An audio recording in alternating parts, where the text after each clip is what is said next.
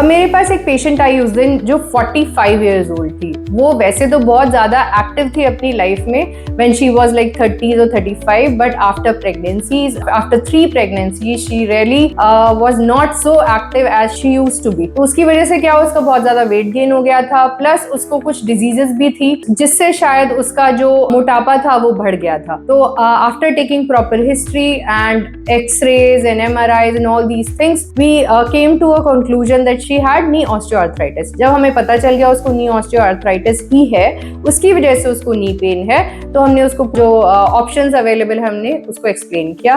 तो पेशेंट ने चूज किया PRP। नाउ PRP हम किस केसेस में दे सकते हैं? जो नी ऑस्टियोआर्थराइटिस के पेशेंट होते हैं, जो अर्ली ग्रेड्स होते हैं, ग्रेड 2 तक, हम उनको PRP ऑफर कर सकते हैं। PRP क्या होता है? इट्स प्लेटलेट रिच प्लाज्मा, जो आपका खुद का ब्लड होता है, उसी के ग्रोथ फैक्टर्स यूज किए जाते हैं और एक मशीन में सेंट्रीफ्यूगेट करके उसको, वो स्पेशल फैक्टर्स को हम आपकी नी में डाल देते हैं यूजिंग एन अल्ट्रासाउंड और सिया। जब हमने उसको अंदर डाल दिया तो नी जॉइंट के अंदर जाने के बाद वो ग्रोथ फैक्टर्स रिलीज होते हैं, बहुत सारे उसमें ऑलरेडी होते हैं, बहुत सारे केमिकल मीडिएटर्स रिलीज होते हैं और वहाँ पे हीलिंग, हमारी बॉडी खुद की हीलिंग जो हमारी टेंडेंसी होती है उसको हम लोग एक तरह से एक्टिवेट कर देते हैं और हमारी जो कार्टिलेज होता है उसका हीलिंग हो जाता है काफी हद तक। तो एक तरह से हम थोड़ा बहुत रिवर्स कर पा रहे हैं प्रोसेस, या उसको स्टॉप कर पा रहे हैं और खराब नहीं होगा और बेटर बल्कि हील हो जाएगा। जो खराब हो चुका है, डैमेज ऑलरेडी, वो पार्ट ठीक हो जाएगा। Also it is important that आपको वेट लॉस करने के लिए हम रिकमेंड करते हैं, इतनी सारी स्टडीज हुई हैं, उसमें बोला गया है कि अगर आप 10% बॉडी वेट भी लूज कर लेते हैं, 50% आपका पेन कम हो सकता है नीज में, and also that tendency to go